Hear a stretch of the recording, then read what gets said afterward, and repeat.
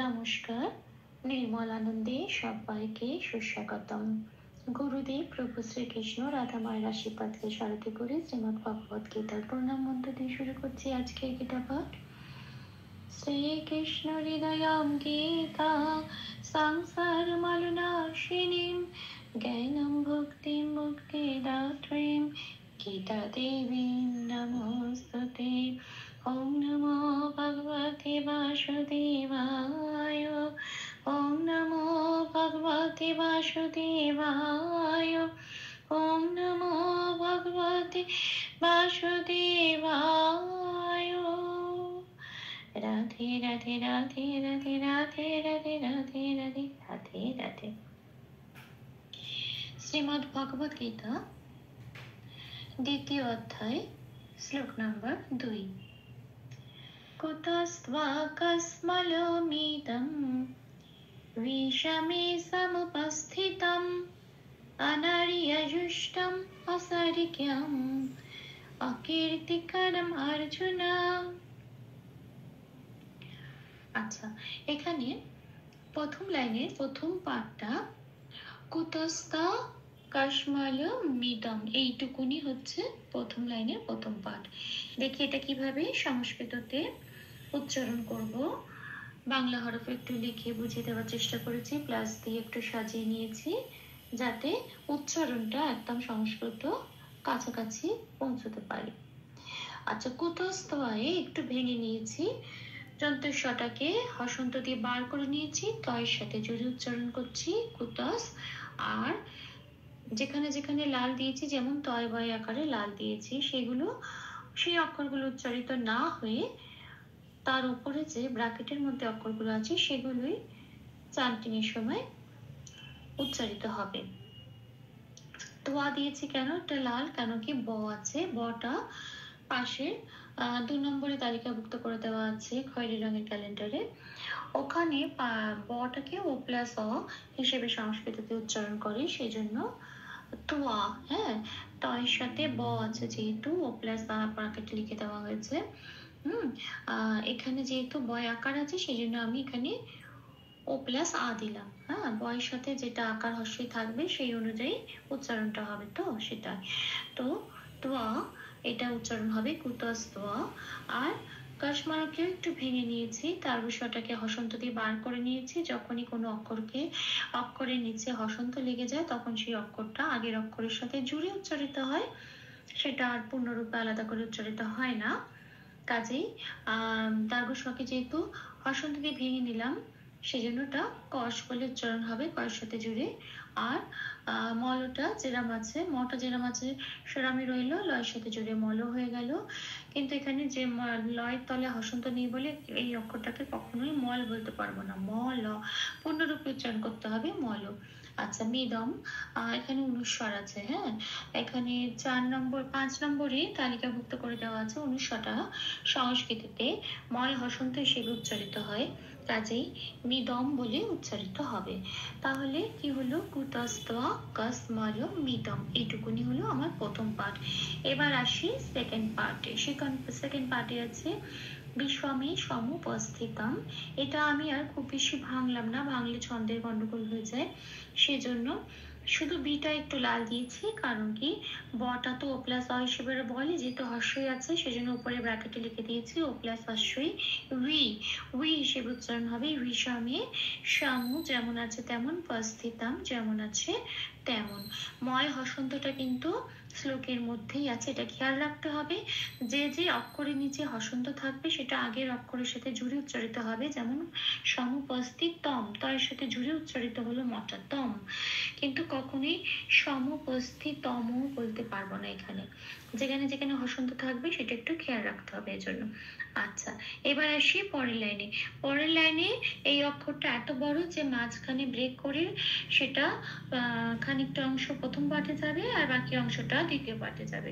তাহলে ব্রেকটা কোথায় করছি? ময়, এই যে সারগামে যে মটা আছে মতে ব্রেক করছি। হ্যাঁ, তাহলে কি হবে? প্রথম পাঠটা হবে অনার্য জুষ্টম স্বর্গম, এইটুকুনি।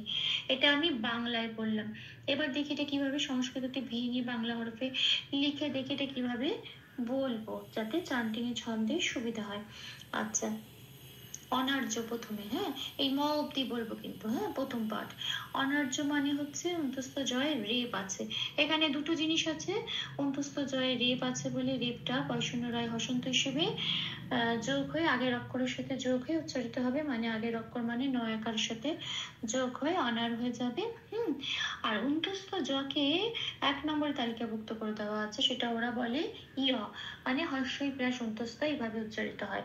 কাজেই অন্তস্থ জয়ের ওখানে আমি সেজন্য লাল রেখেছি, ওপরে ব্র্যাকেটে লিখে দিয়েছি কি উচ্চারণটা হবে, হর্ষই প্লাস অন্তস্থ ইয়।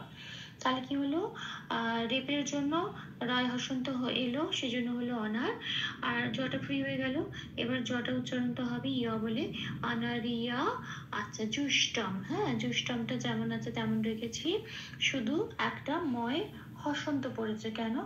কারণ জুষ্টমটা ভাঙছি, এই যে মটা যে ভাঙছি সেটা হবে অনার্য, অনারিয়া জুষ্টম, মটা ভেঙে পাবো ময় হসন্ত প্লাস অ। ম অ বলি তো, ম অয়ের সাথে ময়ের সাথে একটা স্বরবর্ণ জুড়ে থাকে, ওই স্বরবর্ণটা পরের অক্ষরের সাথে চলে যাবে, আর এই যে ময় হসন্তটা আগের অক্ষর মানে পেটকাটার মাধ্যমে শয়টার সাথে জুড়ে যাবে। তাহলে হলো অনারিয়া জুষ্টম। এইবার আসছে অস্বরগম, হ্যাঁ, অস্বরগমে যন্ত্রেশ্বয় বয় আছে, ব আছে বলে ওটা ও প্লাস অ হিসেবে উচ্চারণ করতে হবে যন্ত্রেশ্বয়ের সাথে। তাহলে হবে অস্যা, স, অশ্বা, অশ্বার গম। এটা উচ্চারণ হবে। গয় রেপ আছে, সেই জন্য বয়শূন্য রায় হসন্ত হিসেবে এটা এলো, এবং যন্ত্রেশ্বয় বয়ের সাথে জুড়ে উচ্চারিত হবে অশ্বার গম। হ্যাঁ, গয়ের মধ্যেও আমি জফলা আছে বলে লাল দিয়েছি। গয়ের মধ্যে জফলা থাকলে কি হবে, 1 নম্বরে তালিকাভুক্ত করে দেওয়া আছে, হর্ষই প্লাস অন্তস্থ হবে। গয়ের সাথে হর্ষই প্লাস অন্তস্থ পড়ে দিলে যে উচ্চারণটা বেরিয়ে আসে গিয়, সেই গিয় উচ্চারণটা হবে অস্বর্গীয়ম। হ্যাঁ, এটা তাহলে এইটুকুই রাখছি একটা পাঠ, অনারিয়া জুষ্টম অস্বর গম, অসিয়ার গিয়ম। আচ্ছা, এইবারে আসি পরের পাঠে। আচ্ছা, এই যে গমটা বলছি, ময় যে ব্রেকটা করছি, মটা ভাঙছে দুভাগে, ময় হসন্ত ময় হসন্ত প্লাস অ মিলে মটা হয়। তাহলে ময় হসন্তটা যাচ্ছে এই পাঠে, আর যে অটা পড়ে রইল স্বরবর্ণে সেটা চলে যাবে পরের পাঠে। এবার পরের পাঠটা যখন শুরু করব তখন কীর্তি থেকে নয়, ওই ময়ের আধ ভাঙা অটা থেকে শুরু করব, তাহলে হবে অকীর্তিম। আচ্ছা, এখানে তয় রেপ আছে, 3 নম্বরে তালিকাভুক্ত করে দেওয়া আছে, রেপ মানে রয় হসন্ত, কাজেই এখানে অকীর্তিম, হ্যাঁ, সেখানে রয় হসন্তটা কয় দীর্ঘের সাথে জুড়ে অকীর্তি, তটা ফ্রি হয়ে গেল, অকীর্তি এটা হলো। আর তারপরে আছে করম। করম কেন? কারণ এখানেও আমি করমের এই যে করম অর্জুনটা আছে, এটাকে ভেঙে সন্ধি করে করছি করম অর্জুন। তাহলে মটাকে ভেঙে কি পাবো, ময় হসন্ত আর অ, কাজেই মটাকে ভেঙে এখানে হয়ে গেল ময় হসন্ত, সেটা রয়ের সাথে জুড়ে উচ্চারিত হচ্ছে রম, তাহলে শব্দটা পেলাম করম। আর অর্জুনও সেখানে জয় রেপ আছে, বর্গের জয় রেপ আছে, 3 নম্বরে তালিকাভুক্ত করে দেওয়া আছে, বয় রসন্ত বয়শূন্য রায় হসন্ত হিসেবে ওই যে করমের যে অটা সেই অর সাথে যুক্ত হয়ে হলো অর্জুনা। আর জুনটা তো যেমন আছে তেমন, এখানে যেহেতু নয় কোনো হসন্ত নেই, সেই জন্য জুন বলে উচ্চারণ করতে পারবো না, জুন এরমই বলতে হবে। তাহলে কি সেকেন্ড পার্টটা কি পেলাম, অকীর্তি করম অর্জুনা। এটা ভুল ত্রুটি ক্ষমা করে দেবেন, অনুশীলনের সুবিধার জন্য 3 বার করে চান্ট করে দেওয়ার চেষ্টা করছি। कुतस्त श्रीभगवानुवाच कुतस्त्वाकस्मलोमिदं विशामि समुपस्थितम् अनर्यजुष्टमुत्सर्ग्यम् अकीर्तिकरमर्जुन। श्रीभगवानुवाच कुतस्त्वाकस्मलोमिदं विशामि समुपस्थितम् अनर्यजुष्टमुत्सर्ग्यम् अकीर्तिकरमर्जुन।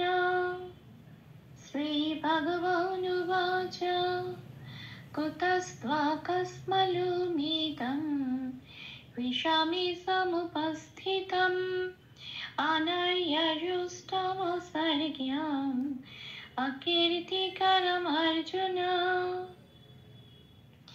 রাধে রাধে রাধে রাধে রাধে রাধে রাধে রাধে রাধে রাধে।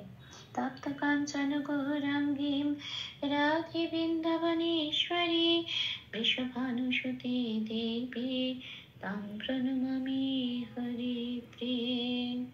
প্রভু ও শ্রী রাধা মায়ের কৃপা দৃষ্টি আমাদের সবার উপর বর্ষিত হোক। ধন্যবাদ। আপনাদের উৎসাহই আমার অনুপ্রেরণা। আমার সকল ভুল ত্রুটির ক্ষমা প্রার্থনা প্রভুর চরণে অর্পণ করলাম। ওম কৃষ্ণায় বাসুদেবায় হরয়ে পরমাত্মনে প্রণত ক্লেশনাশায় গোবিন্দায় নমো নমঃ। শ্রীকৃষ্ণার্পণমস্তু। জয় শ্রীকৃষ্ণ। নমস্কার, নির্মলানন্দে সবাইকে সুস্বাগতম। গুরুদেব প্রভু শ্রীকৃষ্ণ রাধা মায়ের আশীর্বাদকে সারথি করে শ্রীমদ্ ভগবদ গীতার প্রণাম